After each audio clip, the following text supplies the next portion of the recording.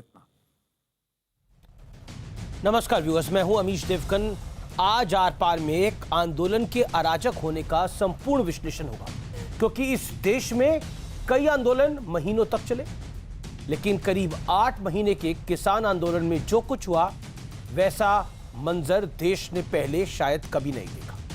26 जनवरी के दिन लोकतंत्र की मान मर्यादा रौंदने की पूरी कोशिश हुई। आंदोलन में हिस्सा लेने आई पश्चिम बंगाल की एक युवती का रेप हुआ। किसान आंदोलन में शामिल कुछ लोगों ने मुकेश नाम के एक व्यक्ति को तेल डालकर जिंदा जला दिया। सार्वजनिक संपत्ति को तहस नहस किया गया। अराजकता का नंगा नाच हुआ और आज गाजीपुर बॉर्डर पर किसानों के प्रदर्शन के बीच जमकर बवाल हुआ। गाड़ियों के शीशे तोड़े गए, फोड़े गए। आरोप है कि बीजेपी के कार्यकर्ता पार्टी के एक नेता का गाजीपुर बॉर्डर पर स्वागत कर रहे थे, तभी धरने पर बैठे किसानों ने अचानक हंगामा शुरू कर दिया। बीजेपी कार्यकर्ताओं पर लाठी डंडों का और तलवार से हमला किया गया। दूसरी तरफ धरने पर बैठे किसानों का कहना है कि बीजेपी वालों ने खुद ही हंगामा किया है। लेकिन इस बीच हरियाणा के मुख्यमंत्री मनोहर लाल खट्टर ने बहुत बड़ा कड़ा बयान दिया है। उनका कहना है कि किसान शब्द बहुत पवित्र है, लेकिन इस आंदोलन से यह पवित्र शब्द बदनाम हो रहा है। आंदोलन में बहन बेटियों की इज्जत लूटी जा रही है, अपराध हो रहे हैं, लेकिन हम लगातार संयम बरत रहे हैं, ऐसा मुख्यमंत्री का कहना है। पर संयम की भी कोई अब सीमा होती है, और अब जिस दिन टकराव होगा उस दिन यह संयम टूट जाएगा। यह बहुत बड़ा और सीधा संदेश है। तो आज इसी पर होगी देश की सबसे बड़ी बहस। आर पार, क्या वाकई एक आंदोलन अराजक हो गया है? आज देश की सबसे लोकप्रिय डिबेट इसी पर।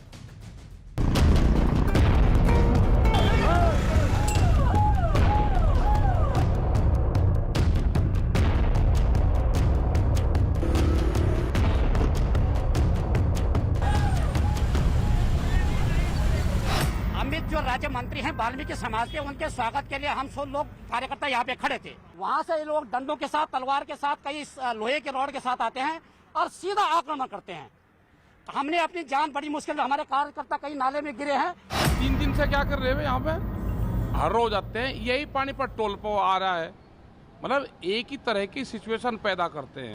ये भारतीय जनता पार्टी का एक नया षड्यंत्र है, फिर से किसान आंदोलन को बदनाम करने के लिए, तोड़ने के लिए। आंदोलन स्वीकार है, लेकिन आंदोलन के नाम पर यह देश अराजकता बर्दाश्त नहीं करेगा। दिल्ली यूपी गाजीपुर बॉर्डर पर किसानों के प्रदर्शन के बीच जमकर बवाल हुआ, झड़प हुई, गाड़ियों के शीशे तोड़े गए।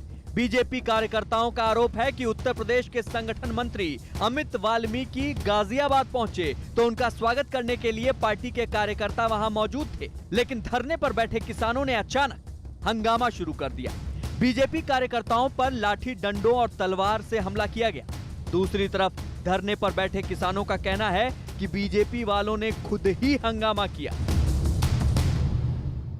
सुबह कुछ बीजेपी का झंडा लेकर लोग आ रहे थे यहाँ, और वे पिछले 3 दिन से यहाँ पर आ रहे, झगड़ा करना चाहते हैं।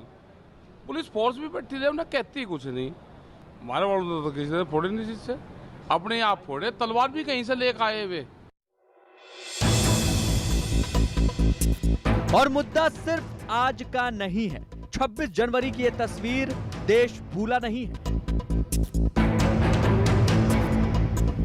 जब शांतिपूर्ण प्रदर्शन के नाम पर हिंसा का जो खेल खेला गया, उस वक्त भी तलवार भांजे गए थे। लाल किले में दंगाइयों ने पुलिस वालों को कई फीट नीचे गिरा दिया था। इसी साल 12 अप्रैल को आंदोलन में हिस्सा लेने आई पश्चिम बंगाल की एक युवती का रेप हुआ। आंदोलन स्थल पर ही एक टेंट में यह घिनौनी हरकत की गई। बाद में कोरोना से पीड़ित युवती की मौत भी हो गई। 16 जून को हरियाणा के बहादुरगढ़ में किसान आंदोलन में शामिल कुछ लोगों ने मुकेश नाम के एक व्यक्ति को तेल डालकर जिंदा जला दिया। इलाज के दौरान मुकेश की मृत्यु हो गई। इस देश में कई बार महीनों तक चलने वाले आंदोलन हुए हैं, लेकिन इस किसान आंदोलन के नाम पर जो हो रहा है वैसा मंजर देश ने पहले कभी नहीं देखा। और राकेश टिकैत ने फिर एक बार कह दिया है कि ट्रैक्टरों को दिल्ली का रास्ता नहीं भूलने देंगे। के पीछे मकसद ये है कि ट्रैक्टर दिल्ली में चलना ना भूल जा, दिल्ली तक इनको दिल्ली के रास्ते पता रहने चाहिए। और 26 तारीख हर महीने आती है, साल में 12 बार हमें 26 तारीख। तो ये भारत सरकार को ध्यान रखना चाहिए, ना देश में से 26 तारीख गायब हुई कैलेंडर से, ना ये ट्रैक्टर गायब हुई है। ये ट्रैक्टर भी 4 लाख ट्रैक्टर भी यही है और 25 लाख आदमी भी यही है। उधर हरियाणा के मुख्यमंत्री मनोहर लाल खट्टर ने आंदोलन के नाम पर अराजकता फैलाने वालों को बेहद कड़ा संदेश दिया। ये किसान शब्द जो है ना, ये बड़ा पवित्र शब्द है, लेकिन इस आंदोलन का एक दुखद पहलू ये निकल आया है कि इस आंदोलन के साथ कई प्रकार की ऐसी दुर्घटनाएं हो गई हैं कि जो इस शब्द को भी बदनाम करने के लिए और लोग मुंह खोलने लगे हैं। यानी तरह तरह की जो घटनाएं हैं, आप लोग देख रहे हैं कि बहन बेटियों की इज्जत लूटी जा रही है। हम संयम बरते हुए हैं, लेकिन सीमा से आगे बढ़ना ये किसी के हित में नहीं है। सवाल है, क्या शांतिपूर्ण आंदोलन के नाम पर अराजकता का खेल खेला जा रहा है? आज इसी मुद्दे पर होगी देश की सबसे बड़ी बहस। आंदोलन का नाम अराजक काम।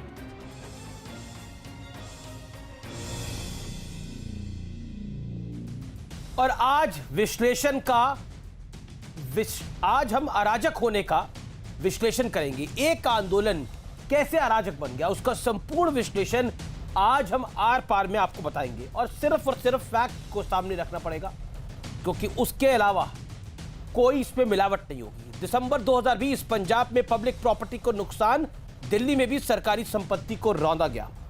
26 जनवरी, ये दिन आप कभी नहीं अपने जीवन में भूल सकते। लाल किले के प्राचीर पर जहां तिरंगा फहराया जाता है, वहां पर शर्मनाक हिंसा हुई। दिल्ली की सड़कों पर ट्रैक्टरों का कोहराम था, बैरिकेड तोड़े गए, किस तरह से पुलिस वालों को नीचे लाल किले की दीवार से गिराया गया, तलवारें भांजी गई, लाठियां भांजी गई, सब कुछ हुआ। यह खुला खेल होता रहा, देश स्तब्ध होके देखता रहा। दिल्ली पुलिस ने संयम बरता, कई जवान अब भी घायल हैं, अपने घरों में बंद हैं। सोचिए उनके बारे में, 1 मिनट जरूर सोचिएगा। बढ़ता हूं आगे। जनवरी फरवरी, आरएलडी आप नेता टिकैत के मंच पर पहुंचे, समाजवादी पार्टी ने खुल के समर्थन कर दिया। ये आंदोलन पॉलिटिकल नहीं है, लेकिन सियासी लोगों का आना जाना और खुल के समर्थन देना जारी था। 13 मार्च, ये महत्वपूर्ण तारीख है, नोट करिए। बंगाल चुनाव में ममता के लिए वोट मांगे गए। बीजेपी को हराने के लिए एक रैली भी राकेश टिकैत ने करी, टीएमसी के सांसद लेने के लिए पहुंची थी। यह आंदोलन पॉलिटिकल नहीं है। बढ़ता हूं मैं आगे। 4 अप्रैल की घटना की बात करता हूं। गुजरात में टिकैत साहब का 2 दिवसीय दौरा था।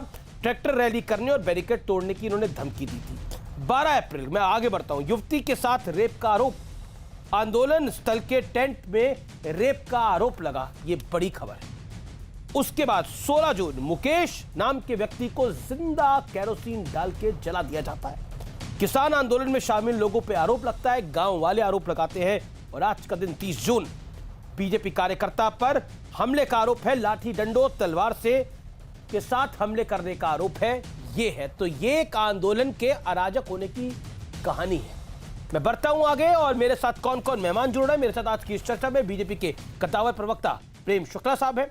मेरे साथ आज की इस चर्चा में जाने माने एग्री इकोनॉमिस्ट जो कि विश्व प्रसिद्ध हैं, विजय सदाना साहब हैं। मेरे साथ अलका लांबा जी हैं, स्पोक्स पर्सन है कांग्रेस पार्टी की, वरिष्ठ नेता है कांग्रेस पार्टी की, विधायक रही। मेरे साथ धर्मेंद्र मलिक हैं जो कि बीकेयू के वरिष्ठ नेता हैं, उनका अभिनंदन है मलिक साहब। मेरे साथ अमित वाल्मीकि है, लीडर है बीजेपी के, जिनका बेसिकली स्वागत हुआ और इन्हीं के लिए लोग वहां जुटे थे। तो आरोप जो है वो सामने है। मैं धर्मेंद्र मलिक और अमित वाल्मीकि आपका रुख करता हूं और उसके बाद मैं बाकी किसी मेहमान पे जाऊंगा। वाल्मीकि साहब, आप वहां आ रहे थे, आपके स्वागत में लोग वहां पर थे। क्या आपके साथ लोग तलवार लेके चल रहे थे? क्या आपके साथ लोग लाठी लेके चल रहे थे? क्योंकि मैंने भी नेताओं को कवर किया है, मैंने तो वहां पर लाठी डंडे और तलवारें तो देखा नहीं है स्वागत के अंदर, लेकिन क्या आपके साथ ऐसे लोग चलते हैं जो आरोप है?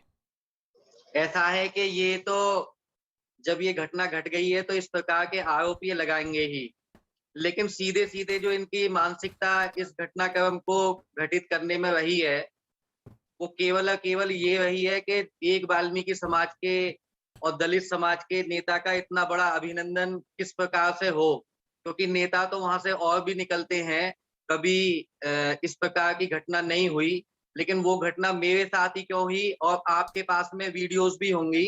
जब ये लोग वहां हमला करने के लिए पहुंचे तो मैं केवल हाथ जोड़ करके ये निवेदन कर रहा था कि भाई हमें आगे जाने दीजिए, लेकिन इन्होंने जान से मारने तक की स्थिति वहां पे पैदा कर दी। तलवारें निकाली, लाठी डंडे वहां खूब चलाए।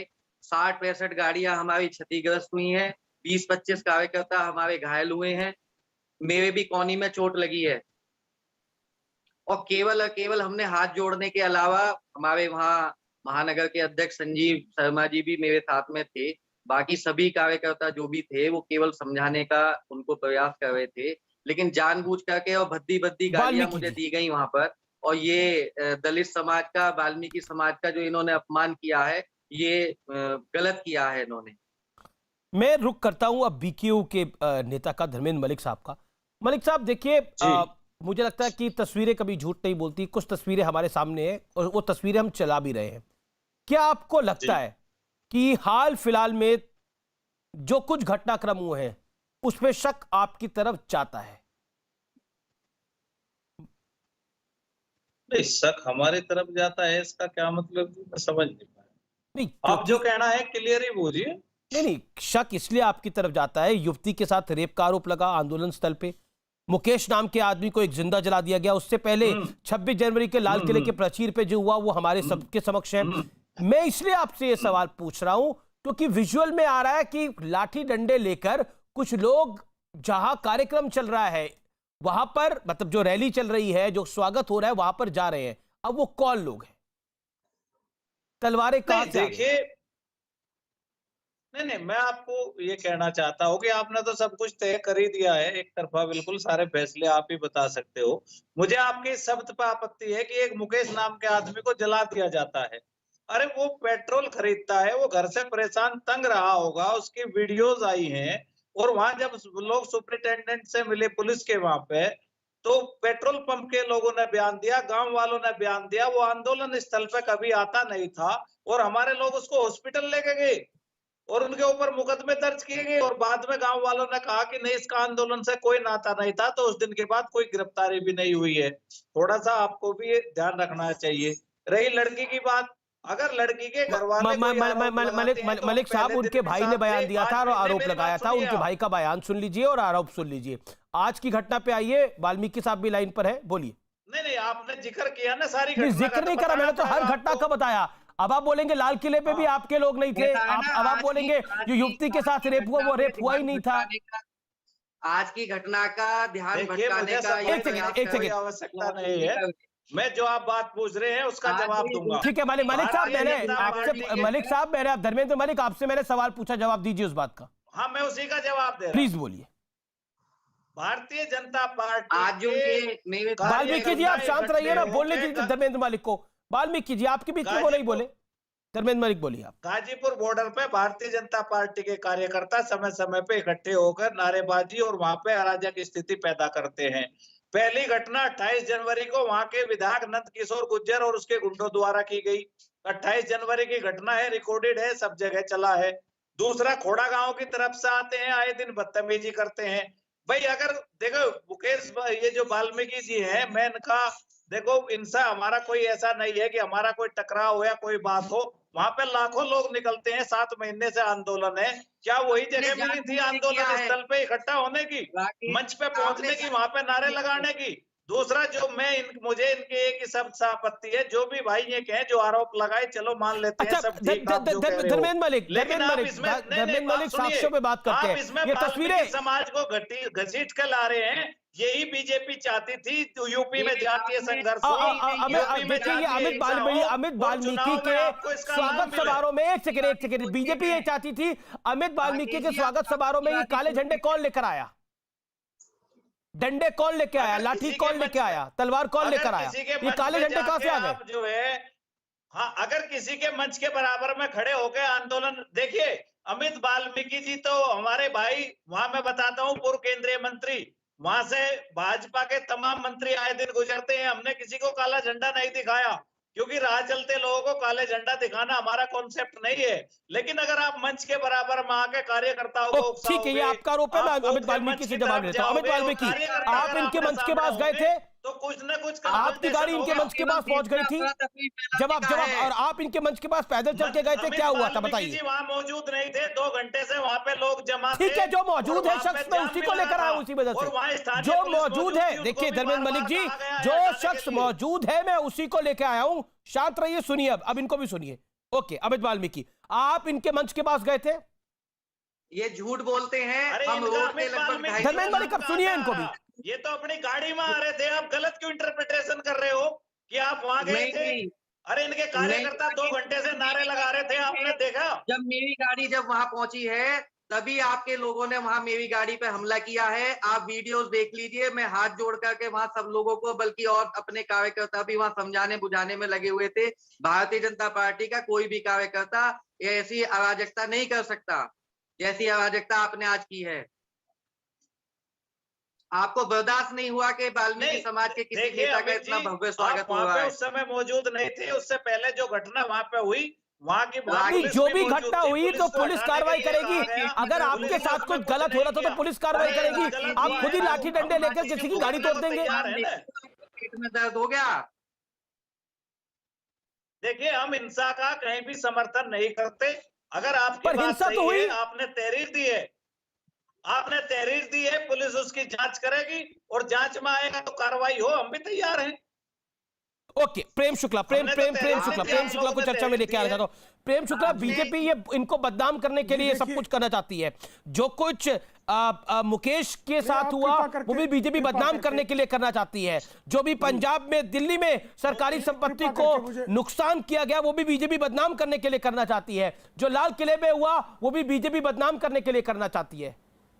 ये सब आपकी रणनीति है, आपकी साजिश है, आरोपी है। कृपा करके अमीश जी कृपा करके बता दीजिए कि लाल किले पर 26 जनवरी गणतंत्र दिवस के दिन जिन लोगों ने 400 पुलिस कर्मियों को घायल किया, जिनके विरुद्ध साक्षात वीडियो प्रमाण है, उनको जब वो भारतीय जनता पार्टी के एजेंट थे तो तथाकथित किसानों के आंदोलन में उनको स्थान क्यों दिया गया था?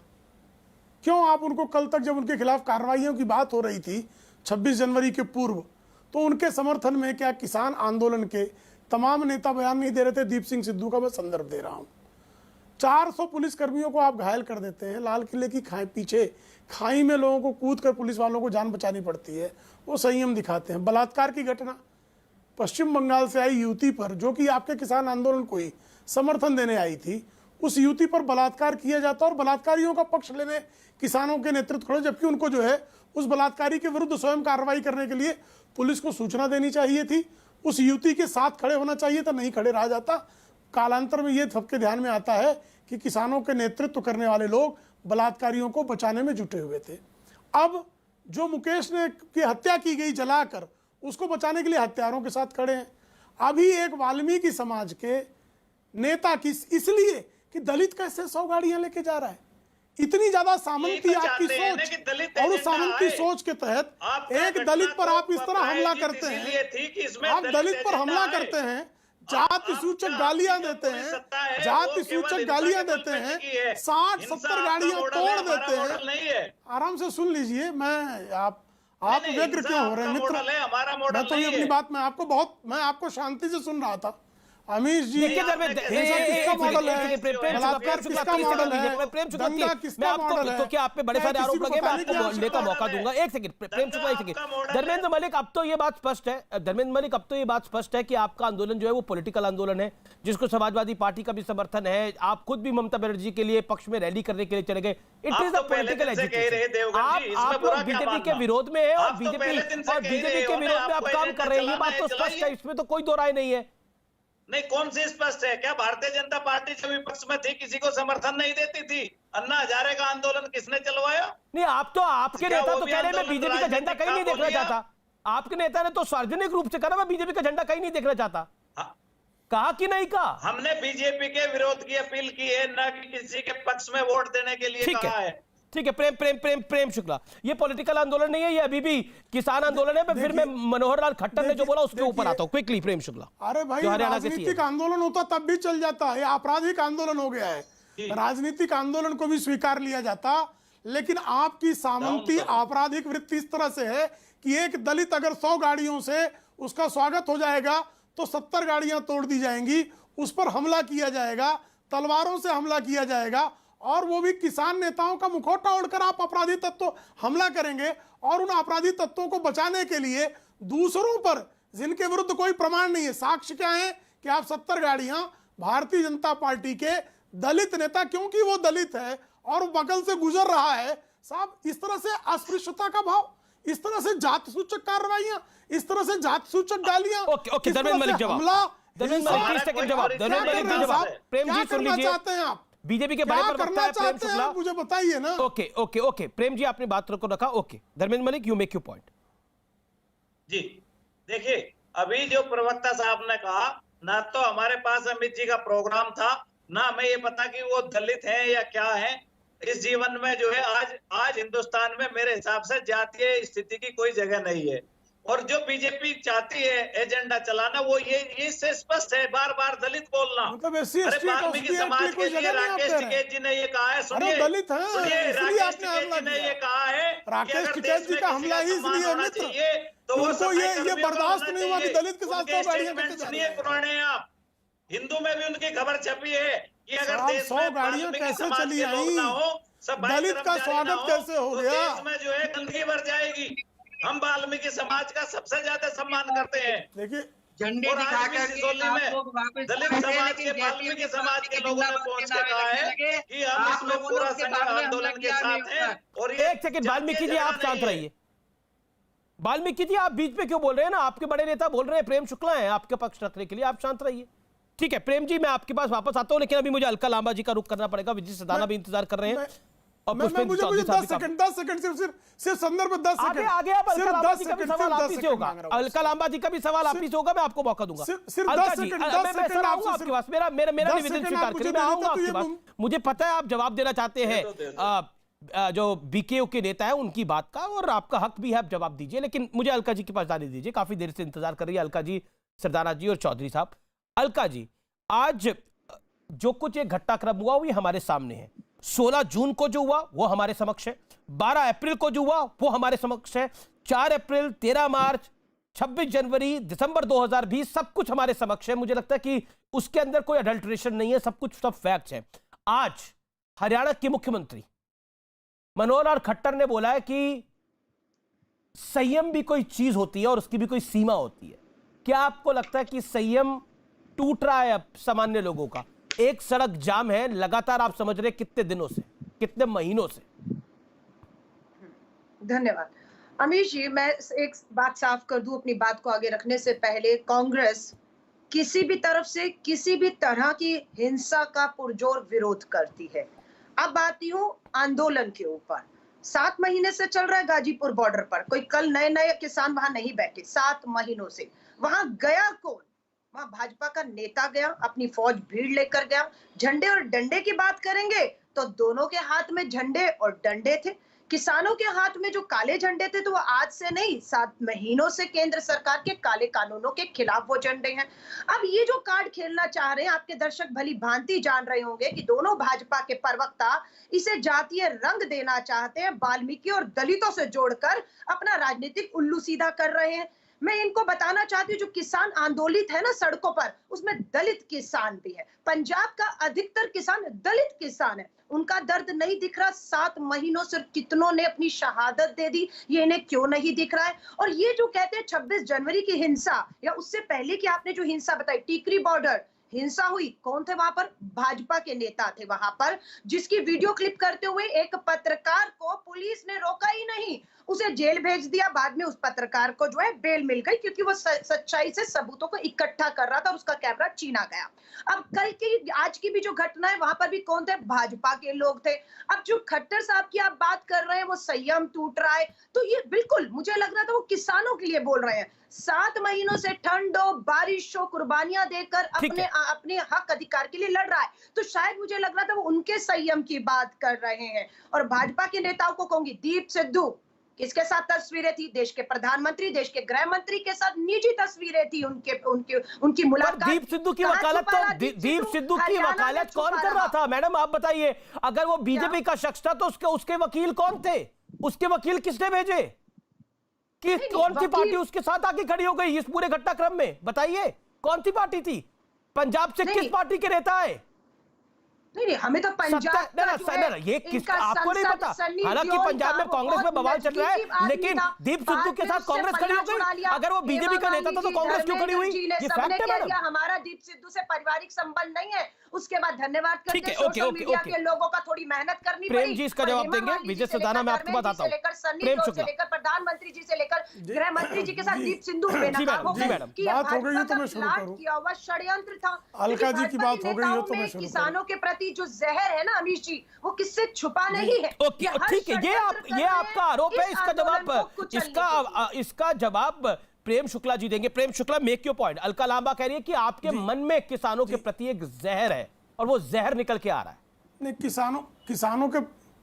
किसानों के मन में जहर उनके मन में भरा हुआ है। जो किसान खाद मांगने जाते थे उनको गोली मार दी जाती है। ये कांग्रेसी कार्यकाल था। खेती नहीं करता, जहर किसानों के प्रति जो जहर कांग्रेस के मन में, मैं इनके बीच में नहीं बोल रहा था। किसान सिर्फ ये जहर की खेती 10,000 सिखों की हत्या करने वाले, 10,000 सिखों का नरसंहार करने वाले, आप जिस पार्टी में थी, दिल्ली की विधानसभा में आपकी उपस्थिति में राजीव गांधी के विरुद्ध प्रस्ताव गया था, आप जानती होंगी। सिखों के नरसंहार के कारण आपकी पूर्ववर्ती दल ने प्रस्ताव पारित किया था। किस लिए किया था?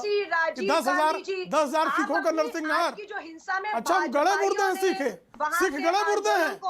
सिख गले मुर्दे हैं। सिखों का नरसंहार गला मुर्दा है। आज फिर आपकी गला मुर्दा, 10,000 सिखों की जान सड़ा गला मुर्दा, सिखों की जान गला मुर्दा। वाह, हत्यारों का, नर पिशाचों का की नृशंसता को तो निश्चित तौर पर निंदा है। इतनी निंदनीय है। आप वृथा प्रलाप कर रही हैं। जामावड़े को, गुंडों के आप वृथा प्रलाप कर रही हैं क्योंकि आपका तर्क समाप्त है। तर्क समाप्ति पर जो है वृथा प्रलाप की परंपरा कांग्रेस ने लंबे समय से अपना रखी है।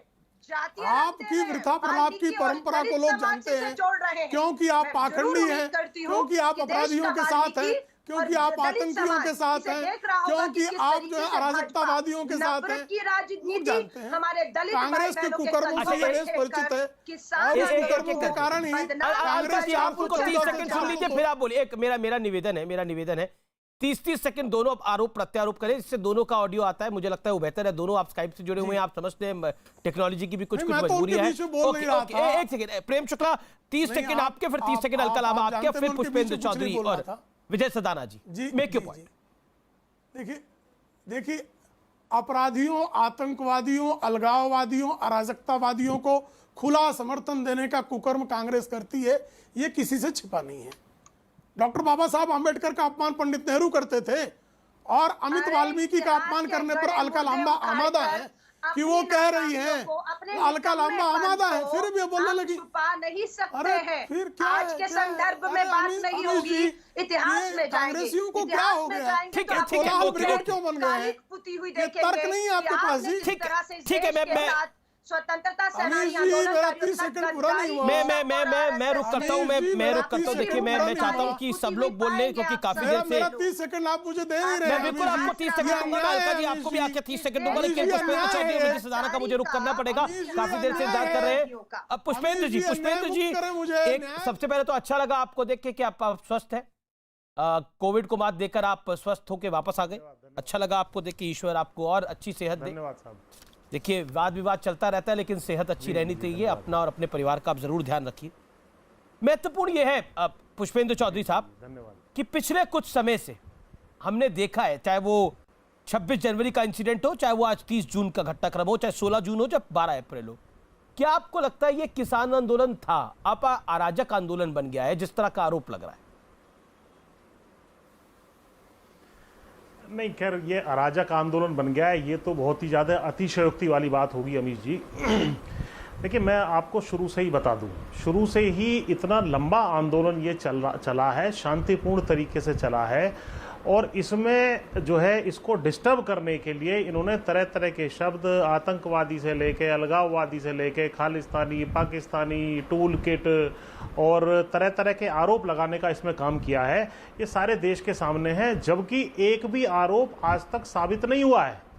तो एक पहली मुद्दा तो है ये। दूसरा, अब ये जो घटना आज वाली हुई है इसके बारे में बता दूं कि इनके कार्यकर्ताओं ने जो एक लड़की का रेप हुआ उस पर आप क्या कहते हैं? नहीं, मैंने चौधरी साहब, बिल्कुल मैं बता रहा हूँ, जिस शख्स को जिंदा जलाया गया, जिसके भाई ने गवाही दी, उस पर क्या कहते हैं आप?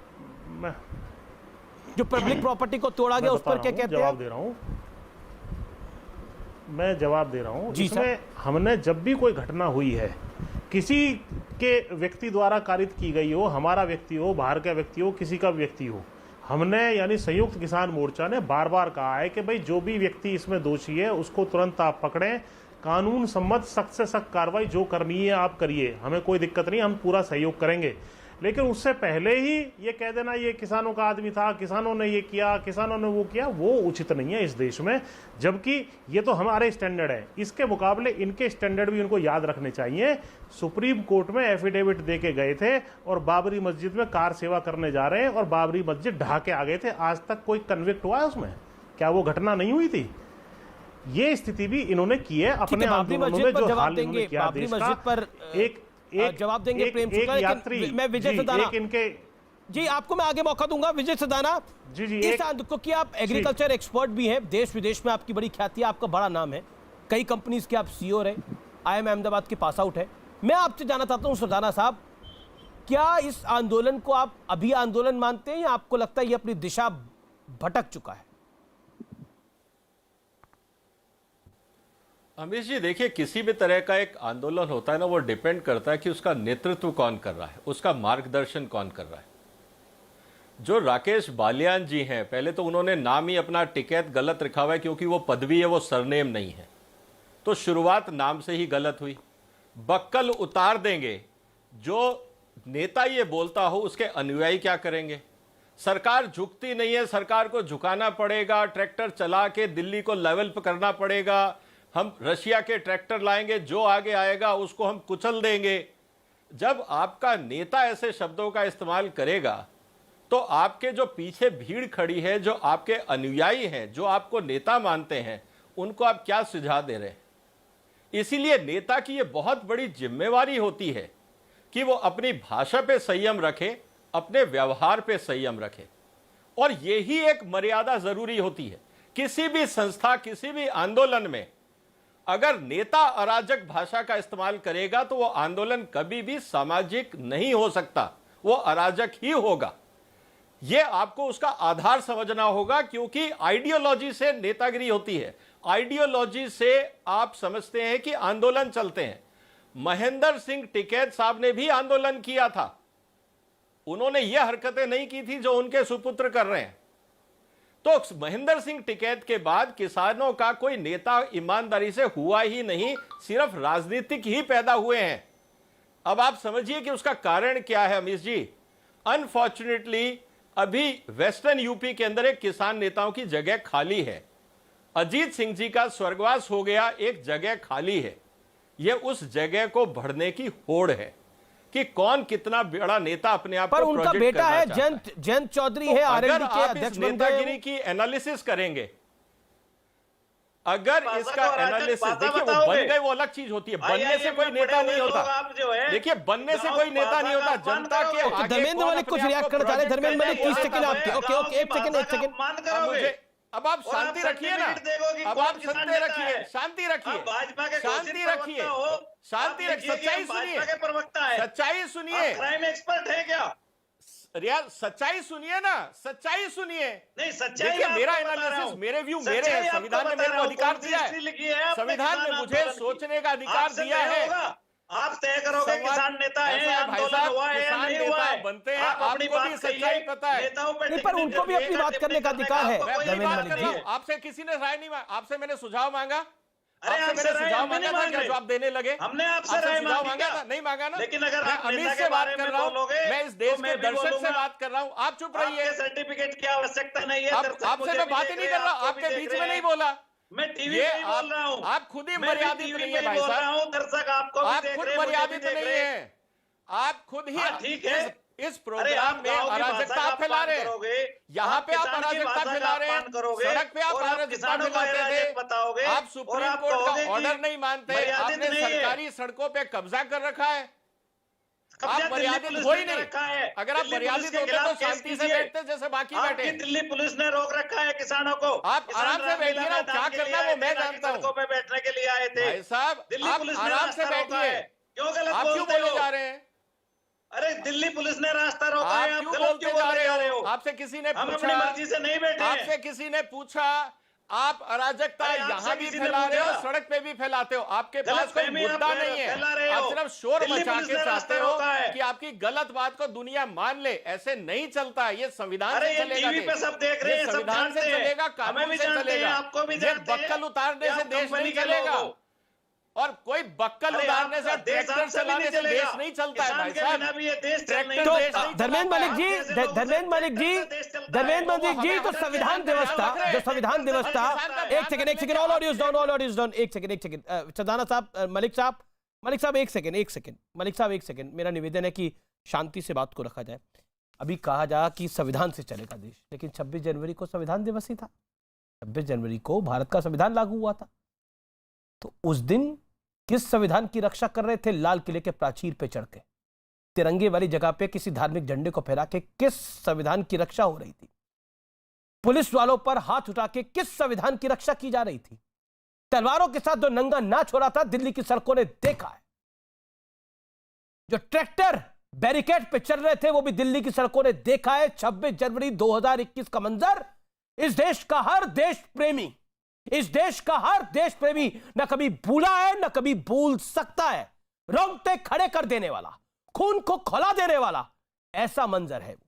सोचिए, कैपिटल हिल हुआ था अमेरिका के अंदर, everyone criticised it, it was bigger than Capitol Hill. लेकिन हमारे यहां पर कुल मिलाकर डबल स्टैंडर्ड्स है। जो डबल स्टैंडर्ड है उसमें अपना काम बनता, भाड़ में जाए जनता। सीधी सादी बात यह है। मैं रुक करता हूं अपने बाकी पैनलिस्ट का। प्रेम शुक्ला, आप पे भी आरोप लगा कि आपने बाबरी मस्जिद वाला काम किया, लेकिन आप पे क्या कार्रवाई हो गई? यानी आपके नेताओं पे क्या कार्रवाई हो गई? अडवाणी जी पर, मुरली मनोहर जोशी पर जो आरोप पुष्पेंद्र चौधरी ने लगाया, जवाब उस बात का। जी, बहुत अच्छा प्रश्न है उनका। बाबरी कांड में कांग्रेस ने राजनीतिक मुकदमा कायम किया। ये तय है कि उसको कारसेवकों ने तोड़ा, लेकिन उसको तोड़ने के लिए प्रेरणा भाजपा के नेताओं ने नहीं दी थी। यह अदालत में लंबे मुकदमे के बाद सिद्ध हो चुका है, और यह सिद्ध होने के बाद भी उस पर आप अनर्गल आरोप लगा रहे हैं। और जिन मामलों में अभी अभियोजन प्रारंभ है, अभी इन्वेस्टिगेशन प्रारंभ है, उन मामलों में आप क्लीन चिट देने के खड़े हो गए, और उन मामलों की तुलना आप उस मामले से कर रहे हैं। बलात्कार के मामले में अभी तो जांच और अभियोजन, जांच शुरू हुई, अभियोजन बाकी है। उसी तरह से हत्या के मामले में अभियोजन बाकी है। उसी तरह से आप जो हैं, आज हमला जो आपने किया है, अभी FIR दर्ज हुई, जांच और अभियोजन सब बाकी है। और बाबरी कांड में अभियोजन, ट्रायल सब पूरा हो चुका, जजमेंट आ चुका, उसमें भारतीय जनता पार्टी के नेताओं का कोई रोल नहीं था। फिर भी आप उससे तुलना करेंगे, क्यों? क्योंकि आपको अराजकतावादियों को, आतंकवादियों को, बलात्कारियों को, अपराधियों को, तलवारबाजों को किसानों का मुखौटा बनाकर एक कैंप में रखना है, जहां पर किसानों का शांतिपूर्ण आंदोलन, किसानों के प्रति बहुत सम्मान भाव है, ठीक है, लेकिन जहां शांतिपूर्ण किसानों का आंदोलन चल रहा है, वहां तलवारबाजों का क्या काम है? पुष्पेंद्र चौधरी, जवाब।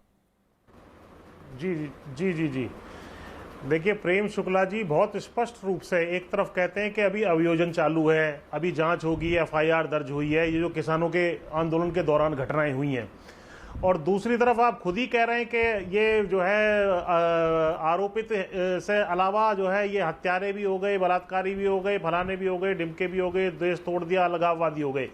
तो भैया आप तो खुद ही घोषित कर रहे हैं, यहाँ घटना आज ही हुई है, आपने फैसला सुना दिया है और अपने लिए आप कह रहे हैं सबके सारे विश्व के सामने। अब मैं आपके बीच में क्षमता किसी डकैत में नहीं है कि देश तोड़ लीजिए। नहीं, सिर्फ आपको इतना बता दे रहा हूँ, देश तोड़ना इतना आसान नहीं है, बहुत प्रबल देश है, पुरखों की कुर्बानी है। सुन लीजिए। हाँ, तो वो आपने आरोप लगा दिए, जबकि हमारा ही एक बेटा देश की रक्षा में है, वहां पर लहू बहाता है सीमा पर और एक देश का पेट भरने का काम करता है, ये आपको भूलना नहीं चाहिए। और ये जो शब्दावली आपने इस्तेमाल की है, अगर ये शब्दावली सही है, अन्न देवता को प्रणाम है, लेकिन अपराधी को नहीं। बीच में बोलेंगे तो बात जी पुष्पेंद्र बाबू, आप गंभीर प्रवक्ता हैं, बीच में ना बोलें।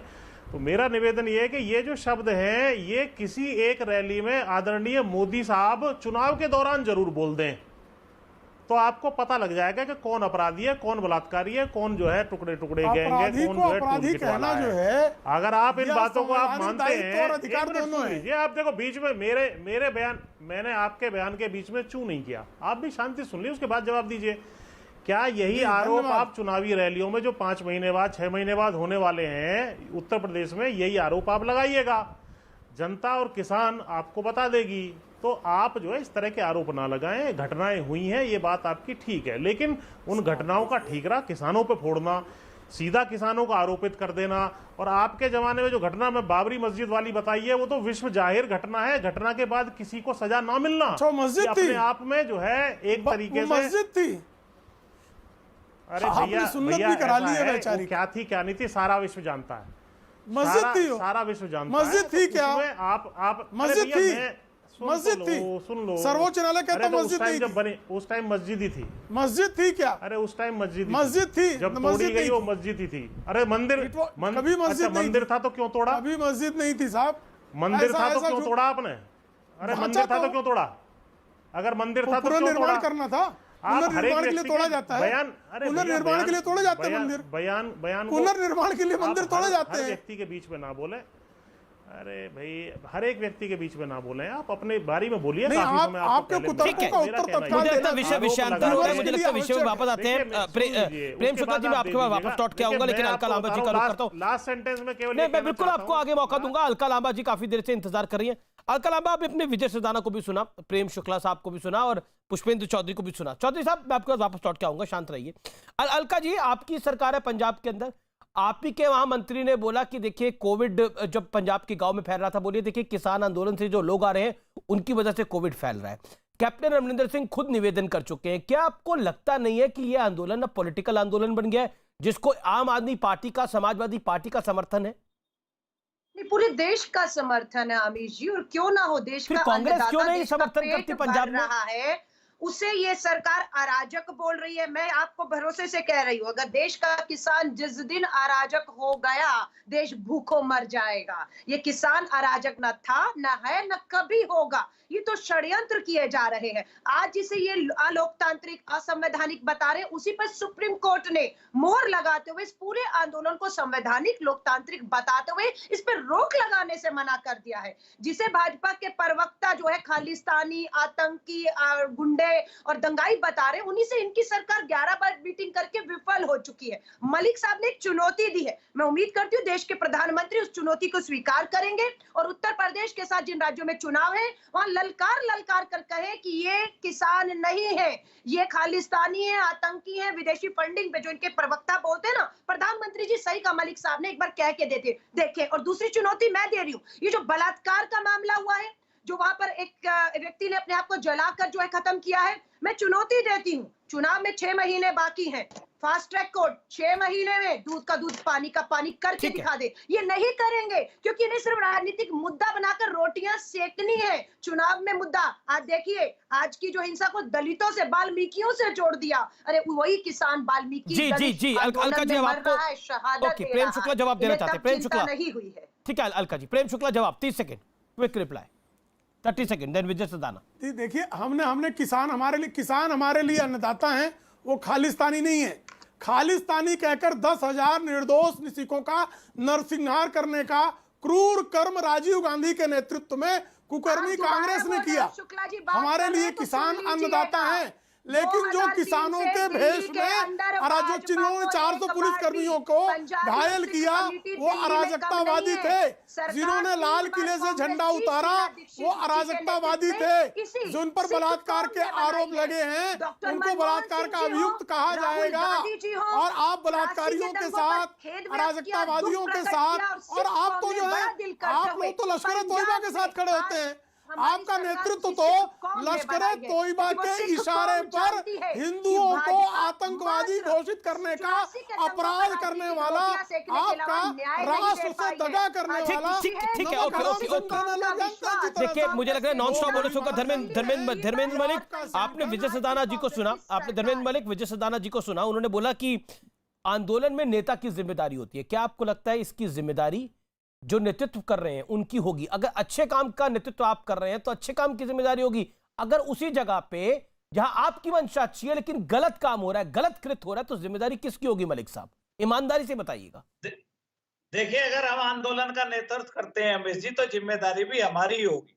और 27 तारीख में राकेश टिकैत जी ने भी कहा था कि लोग जो आए हैं वो हमारे कहने पर आए हैं और हम इस पूरे घटनाक्रम की जिम्मेदारी लेते हैं। लेकिन घटनाक्रम था क्या भाई? वो तो जब 27 तारीख में दीप सिद्धू और ये सब लोग सामने आए तो वो निश्चित हो गया कि जिस तरह से दिल्ली पुलिस ने रास्ता दिया, आंदोलन को 26 तारीख के माध्यम से बदनाम करके खत्म करने की साजिश थी। जिस तरह से महिलाओं को सिंघू बॉर्डर पे पीटा गया, वहां से खदेड़ने का काम करने का प्रयास किया गया। गाजीपुर बॉर्डर पे भारतीय जनता पार्टी के ठीक है, विजय सदाना कुछ कहना चाहते हैं। नंदकिशोर गुर्जर, विजय सदाना जवाब देना चाहे। विजय सदाना रिप्लाई टू धर्मेंद्र मलिक। सदाना साहब, धर्मेंद्र मलिक को जवाब। सरदाना साहब कोई भाजपा के प्रवक्ता है जो मेरा जवाब देंगे? नहीं, देखिए, भाजपा के प्रवक्ता नहीं है, वो तो अपनी बात को रख रहे हैं, लेकिन वो कुछ बात करना चाहते हैं, अपनी बात को रखने दीजिए ना। जवाब देंगे अपना टाइम। जैसे आप अपनी बात को रख रहे हैं, आप समाजवादी पार्टी के साथ तो नहीं है। सॉरी, मैं ये कह रहा हूं, जो भी नेता है, किसी भी गुट का है, किसी भी संस्था का है, अगर वो संविधान की मर्यादा नहीं रखता है और संविधान के हिसाब से नहीं चलता है तो वो अराजक होता है। अगर आज आप एक आंदोलन कर रहे हैं जो संविधान के खिलाफ है, आपको अगर लगता है कानून में चीज ठीक नहीं है, आप कोर्ट जाइए। आप वो नहीं करते। आपके पास संसद है संविधान के हिसाब से, आप उसकी बात नहीं मानते, आप कोर्ट की बात नहीं मानते, राष्ट्रपति द्वारा पारित अधिनियम को और उनके कानूनों को आप नहीं मानते, देश की जनता की सड़कों पे कब्जा करके आप बैठ जाते हो जो असंवैधानिक है। सारे काम तो आप असंवैधानिक करते हो और फिर आप कहते हो कि हम इस देश के अच्छे नागरिक हैं। ओके, धर्मेंद्र मलिक 20 सेकंड में जवाब। धर्मेंद्र मलिक जी जवाब। धर्मेंद्र मलिक जी, सदाना साहब की बात का जवाब। जिम्मेवारियों को समझें। देखिए, हम रामलीला मैदान के लिए आए थे, संविधान में पुलिस ने हमको रोके हुआ है। हमें बैठने का कोई शौक नहीं है कि हम सड़कों पर बैठे। 700 लोगों की शहादत हो चुकी है हमारे लोगों की। दिल्ली पुलिस हमको मुझे ब्रेक के लिए रुकना पड़ेगा, मुझे ब्रेक के लिए रुकना पड़ेगा, लेकिन ब्रेक के बाद बिहार पर जारी है।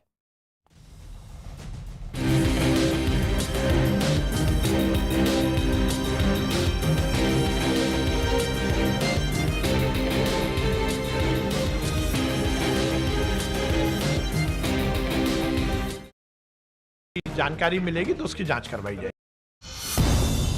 उत्तराखंड हाईकोर्ट के आदेश के बाद राज्य सरकार ने 4 धाम यात्रा पर लिया अपना फैसला पलट दिया। अब राज्य के लोग भी कोरोना संकट की वजह से इस यात्रा में नहीं जा पाएंगे। इंग्लैंड दौरे पर गए टीम इंडिया के क्रिकेटरों ने सोशल मीडिया पर कुछ तस्वीरें शेयर की। इनमें रोहित शर्मा और अजिंक्य रहाणे समेत दूसरे क्रिकेटर अपने परिवारों के साथ सैर करते नजर आए। खबर है कि संसद के मॉनसून सत्र की 19 जुलाई से शुरुआत हो सकती है, जो 13 अगस्त तक चलेगा। प्रधानमंत्री मोदी ने तीरंदाज दीपिका कुमारी और दूसरे खिलाड़ियों को बधाई दी। इन खिलाड़ियों ने पेरिस में हुए वर्ल्ड कप में शानदार प्रदर्शन किया। इसी प्रतियोगिता में दीपिका कुमारी ने लगातार 3 गोल्ड अपने नाम किए थे। कोरोना संकट में अर्थव्यवस्था को हुए नुकसान की भरपाई के लिए केंद्र सरकार के राहत पैकेज के ऐलान पर विपक्ष ने निशाना साधा। कांग्रेस ने दावा किया कि महंगाई से जूझ रहे लोगों को इससे कोई फायदा नहीं होगा। आर्थिक राहत पैकेज नहीं बल्कि जनता पे कर्जा थोपो पैकेज है।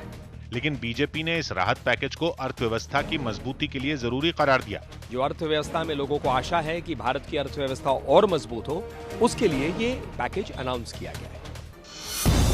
यूरो कप में स्विट्जरलैंड की फुटबॉल टीम ने फ्रांस को हराकर टूर्नामेंट से बाहर कर दिया।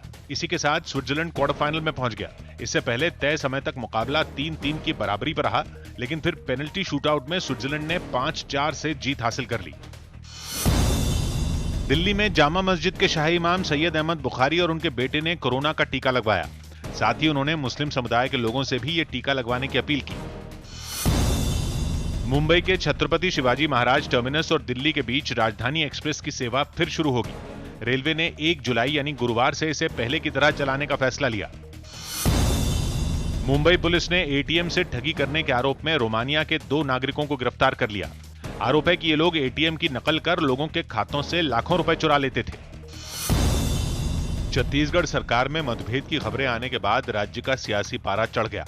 ऐसा इसलिए हुआ क्योंकि मुख्यमंत्री भूपेश बघेल ने 2 दिन पहले वहां के ग्रामीण इलाकों में निजी अस्पताल खोलने की घोषणा की थी, मगर स्वास्थ्य मंत्री टी.एस. सिंहदेव ने इस बारे में जानकारी होने से साफ इनकार कर दिया। ये मीडिया के माध्यम से बात आ रही है कि मुख्यमंत्री जी ने कहा, और ये सही है कि इस बाबत मेरे से कोई चर्चा नहीं हुई है। इस बयान के आते ही विपक्ष ने सरकार को घेर लिया। क्या सरकार की दूरियां इतनी बढ़ गई हैं कि स्वास्थ्य मंत्री को ये नहीं मालूम कि मुख्यमंत्री जी क्या किस विषय पे विचार व्यक्त कर रहे हैं और उनकी भविष्य की कार्य योजना क्या है। आईसीसी ने T20 वर्ल्ड कप की तारीखों का ऐलान कर दिया। ये टूर्नामेंट 17 अक्टूबर से 14 नवंबर तक यूएई और ओमान में खेला जाएगा। मुंबई के पास ठाणे महानगर पालिका के दफ्तर में बीजेपी विधायक और कमिश्नर के बीच तीखी बहस हो गई। बीजेपी का दावा है कि एक महिला को 5 मिनट के अंदर 3 बार कोरोना वैक्सीन लगा दी गई। लेडी को एक ही जगह पे 3 बार वैक्सीन दिया गया। इतनी बड़ी घटना होने के बाद भी कोई कार्रवाई नहीं, वो कार्रवाई तुरंत होनी चाहिए। इस मुद्दे पर सियासत जब गरमाई तो ठाणे के महापौर भी सामने आए और उन्होंने इस मामले की जांच का भरोसा दिया। अगर गलती है तो उस पर ऊपर कार्रवाई जरूर होगी, क्यों नहीं होगी, लेकिन इसका राजनीतिक भांडवल करना गलत है। रोमानिया की टेनिस खिलाड़ी सिमोना हालेप ने विंबलडन के बाद अब टोक्यो ओलंपिक से भी अपना नाम वापस ले लिया। उन्होंने पैर में चोट की वजह से यह फैसला लिया। दिल्ली के द्वारका में पुलिस ने 100 किलो गांजा बरामद किया। इस गांजे की तस्करी के आरोप में 3 लोग गिरफ्तार किए गए। बताया गया कि यह गांजा ओडिशा से लाया गया था। ये 2 गाड़ियों में उड़ीसा से गांजा लेकर के आ रहे थे। 100 किलो गांजा बरामद हुआ है। भारत ने जम्मू में एयरफोर्स स्टेशन पर हुए ड्रोन हमले का मुद्दा यूएन में उठाया। यूएन की आम सभा में भारत ने इस पर चिंता जताई और दूसरे देशों को भी चेताया कि ड्रोन का इस तरह इस्तेमाल पूरी दुनिया के लिए खतरा है। पीडीपी नेता महबूबा मुफ्ती पुलवामा में शहीद हुए पुलिस अधिकारी फयाज अहमद के घर पहुंची और उनके परिवार वालों से मुलाकात की। इस आतंकी हमले में फयाज अहमद के अलावा उनकी पत्नी और बेटी की भी मौत हो गई थी। एक ही घर के 3 लोग शहीद किए गए हैं। इस वाकये की जितनी मजम्मत की जाए वो कम है। भीषण गर्मी में पानी की खपत बढ़ी तो दिल्ली के ज्यादातर इलाकों की तरह चाणक्यपुरी के विवेकानंद कैंप में रहने वाले लोगों की परेशानी भी दुगनी हो गई। वहां पहले ही पानी की पाइपलाइन नहीं बिछी है। ऐसे में लोगों को पानी की किल्लत से रोजाना 2-4 होना पड़ रहा है। ये जितने टैंकर देख सकते हैं, कुछ में पानी है और कुछ में पानी नहीं है, बिल्कुल खाली है। जो भर पाया वो भर पाया। कुछ लीटर पानी से वो लोग अपना गुजारा करने को मजबूर हैं, लेकिन कई परिवारों के बीच गिनती के टैंकरों से पानी भरना भी किसी जंग से कम नहीं। बहुत ज्यादा समस्या है, बहुत ही ज्यादा पानी मिलता नहीं है। दिन भर पूरे दिन बैठे रहते हैं। श्रीनगर में सिख समुदाय की लड़कियों के धर्मांतरण के मामले में गृह राज्य मंत्री ने कार्रवाई का भरोसा दिया। जो कार्रवाई होना है, भारत सरकार इस विषय पर विचार विमर्श करते हैं। इस मामले में सिख समुदाय का एक प्रतिनिधिमंडल गृह राज्य मंत्री जी किशन रेड्डी से मुलाकात करने पहुंचा और मांग की कि धर्मांतरण पर जम्मू कश्मीर में भी उत्तर प्रदेश जैसा कानून लाया जाए। जिस प्रकार का यूपी और मध्य प्रदेश में लव जिहाद पे कानून है, उसी प्रकार का कुछ कानून कश्मीर में भी आना चाहिए। यूपी पुलिस ने ट्विटर पर डाले गए एक वीडियो के मामले में सुप्रीम कोर्ट में याचिका दाखिल की। इस याचिका में ट्विटर इंडिया के एमडी मनीष माहेश्वरी को कर्नाटक हाई कोर्ट से मिली राहत को चुनौती दी गई। हाई कोर्ट ने मनीष माहेश्वरी की गिरफ्तारी पर रोक लगा दी थी। हालांकि गाजियाबाद पुलिस को इस वायरल वीडियो के मामले में ऑनलाइन पूछताछ की इजाजत मिल गई थी। सीडीएस बिपिन रावत ने हिमाचल प्रदेश में एलएसी के पास वाले इलाकों का दौरा किया और सुरक्षा हालात की जानकारी ली। इसके अलावा वो हरियाणा के पंचकुला में सेना की पश्चिमी कमांड के मुख्यालय भी गए। महाराष्ट्र में कोरोना के नए वेरिएंट के खतरे को देखते हुए पाबंदियां बढ़ा दी गईं। नए नियमों के तहत जरूरी सेवाओं को छोड़कर बाकी दुकानें शाम 4 बजे तक ही खुलेंगी। हालांकि सरकार के इस फैसले पर कुछ कारोबारियों ने नाराजगी जताई। दूसरे कोई स्टेट में ऐसा नहीं है, सिर्फ महाराष्ट्र में व्यापारियों को परेशानी है। अरविंद केजरीवाल ने पंजाब चुनाव के लिए भी दिल्ली वाला दांव चला। उन्होंने वादा किया कि अगर पंजाब में उनकी सरकार बनी तो 300 यूनिट तक बिजली मुफ्त मिलने के अलावा पुराने सारे बकाया बिल माफ किए जाएंगे। आम आदमी पार्टी की सरकार हर परिवार को 300 यूनिट तक बिजली मुफ्त देगी। डोमेस्टिक के जितने पुराने बिल हैं सारे माफ किए जाएंगे। 24 घंटे बिजली दी जाएगी। हालांकि पंजाब की दूसरी विपक्षी पार्टियों ने पलटवार करने में देर नहीं लगाई। ये तो झूठ का पलंदा है, ये तो कहता किसी ना किसी तरीके ना हमारी सरकार बन जाए। कांग्रेस सांसद शशि थरूर की अगुवाई में आईटी मामलों की संसदीय समिति की एक बैठक हुई। इस बैठक में समिति ने ट्विटर को एक खत भेजा। इस खत में केंद्रीय मंत्री रविशंकर प्रसाद और शशि थरूर का ट्विटर अकाउंट कुछ समय के लिए बंद किए जाने पर ट्विटर से जवाब मांगा गया। मनी लॉन्ड्रिंग के आरोप में घिरे महाराष्ट्र के पूर्व गृह मंत्री अनिल देशमुख ईडी के सामने पेश नहीं हुए। उनके वकील ने ईडी के दफ्तर में जाकर एक चिट्ठी दी जिसमें देशमुख की तरफ से पेशी से छूट की मांग की गई। इसके बाद ईडी ने अनिल देशमुख को पेशी से 1 हफ्ते की मोहलत दे दी। मुंबई के पूर्व पुलिस कमिश्नर परमबीर सिंह के लगाए गए वसूली के आरोपों पर ईडी ने उन्हें पूछताछ के लिए बुलाया था। डॉक्यूमेंट हमारे हाथ में आने के बाद में हम ईडी के सामने हाजिर होकर हमने 7 दिन मांगा। सुप्रीम कोर्ट ने प्रवासी मजदूरों को राहत पहुंचाने के लिए केंद्र सरकार को कुछ आदेश दिए। अदालत ने सरकार को 31 जुलाई तक मजदूरों के लिए नेशनल रजिस्ट्रेशन पोर्टल बनाने को कहा। इस वेबसाइट के बनने से सरकार को प्रवासी मजदूरों की पूरी जानकारी मिल सकेगी। साथ ही मजदूरों को भी आसानी से सरकारी योजनाओं का फायदा मिल सकेगा। सुप्रीम कोर्ट ने यह आदेश इसलिए भी दिया क्योंकि लॉकडाउन के दौरान सबसे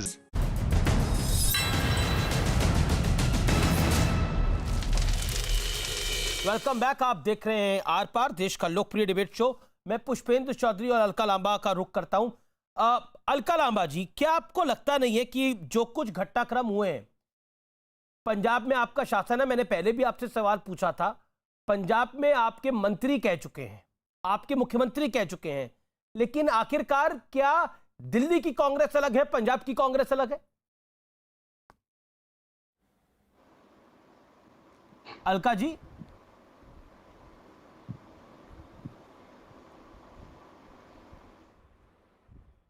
लगता है आवाज नहीं आ रही। पुष्पेंद्र चौधरी का मैं रुख करता हूं। पुष्पेंद्र चौधरी, मैं आपको बयान सुनाता हूं राकेश टिकैत का। मंच सड़क पर है तो इसका मतलब यह नहीं है कि मंच पर आ जाओगे। ऐसे लोगों के बक्कल उधेड़ दिए जाएंगे, प्रदेश में फिर कहीं भी नहीं जा सकेंगे, ये ख्याल रखना। क्या आपको लगता है ये धमकी नहीं है? क्यों बक्कल उधेड़े जाएंगे? मंच पर आकर के अपने झंडे, मंच पे कोई गया ही नहीं, अपने झंडे ये मंच पे कोई गाड़ी आपको मंच पे जाती हुई दिख रही है? कोई गाड़ी जाती हुई दिख रही है? कोई शॉट दिखाइए मंच पर, मैं प्ले करूंगा।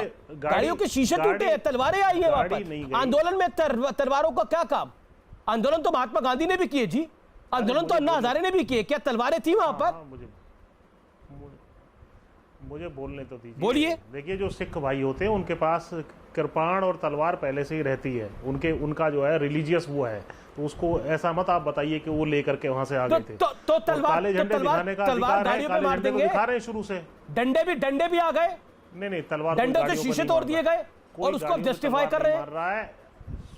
लड़की के रेप, एक लड़की के साथ, कन्या के साथ रेप हो गया, उसको जस्टिफाई कर रहे हैं। क्या ये किसान आंदोलन है? सारी बातें खुद ही कह रहे हो, मुझे तो मैं खुद नहीं कह रहा, ये सब तथ्य कह रहे हैं जी। किसान आंदोलन तारीखों को करिए। राकेश टिकैत साहब ने बोला ना कि 26 तारीख याद करेगी, दिसंबर 2020 याद करिए, 26 जनवरी याद करिए, 13 मार्च याद करिए, 4 अप्रैल याद करिए, 12 अप्रैल याद करिए, 16 जून याद करिए। ये सारी तारीखें याद होनी चाहिए। क्या कुछ हुआ है? ये तो आपने पहले भी कहा था कार्यक्रम में, मैंने ये कहा है कि किसी भी हिंसा का हम समर्थन नहीं करते हैं, लेकिन यदि इनके कार्यकर्ता हमारे मंच पे ऊपर आकर के अराजकता फैलाएंगे, अपने झंडे लगाएंगे, तो कहीं ना कहीं कुछ इसका फल हुई है। पुष्पेंद्र चौधरी, आपने अपनी बात को रखा, आपने अपनी बात को रखा। अलका लांबा, मैंने आपसे सवाल पूछा था पहला, आप का कनेक्शन कट गया था। क्या पंजाब की कांग्रेस अलग है और दिल्ली की कांग्रेस अलग है? क्योंकि विचारों में भिन्नता है। किस तरह का विचार? किसान आंदोलन को लेकर कहेंगे, किस कृषि 3 कानूनों को लेकर कहेंगे, न्यूनतम समर्थन मूल्य को कहेंगे, दिल्ली की कांग्रेस हो, पंजाब की हो, देश की कांग्रेस एक ही श्री राहुल गांधी जी की आवाज में पूरा समर्थन किसान आंदोलन को देती है। 3 कृषि कानूनों के खिलाफ खड़े हैं और बिल्कुल न्यूनतम समर्थन मूल्य पर कानून लाने के समर्थन देखिए, मैं तो आपने भी दृश्य देखे होंगे, नवजोत सिंह सिद्धू ने काला झंडा लगाया, कैप्टन की गुट ने काला झंडा नहीं लगाया, तो फर्क है सामने। काला झंडा किसानों के बंद के आंदोलन में मैंने भी अपने घर पर लगाया था और राहुल गांधी जी ने किसानों के भारत बंद हो शांतिपूर्ण आंदोलन का समर्थन किया। सरकार को कहेंगे प्रेम शुक्ला, ये किसान कल अपने घर जा सकते हैं। प्रेम शुक्ला, क्या बात आपके हाथ से निकल गई है? 10 सेकंड प्रेम शुक्ला, 10 सेकंड। पुष्पेंद्र चौधरी जी ये कह रहे हैं, पुष्पेंद्र चौधरी जी जिस तरह से अपराधियों का, अराजकतावादियों का और जिस तरह से अलका लांबा अपराधियों के समर्थन में खड़ी है, ये साफ दिखाई देता है कि इनका किसान आंदोलन नहीं बल्कि अपराधियों, बलात्कार के अभियुक्तों और तमाम तरह के अराजकतावादियों के। मुझे यहाँ विराम देना होगा। आप लोगों का बहुत बहुत शुक्रिया। लेकिन आज का निष्कर्ष बड़ा महत्वपूर्ण है। इस देश ने कई आंदोलन देखे। असहयोग आंदोलन 1 अगस्त 1920 से 12 फरवरी 1922 में चला, लेकिन महात्मा गांधी ने जब देखा कि पुलिस थाना एक जला दिया गया है तो आंदोलन वापस ले लिया गया। याद होगा आपको, अन्ना हजारे का आंदोलन देखा। क्या इस तरह का नंगा नाच किसी ने देखा था? निष्कर्ष मैं बाकी आप पे छोड़ता हूं। ध्यान रखिए अपना। नमस्कार।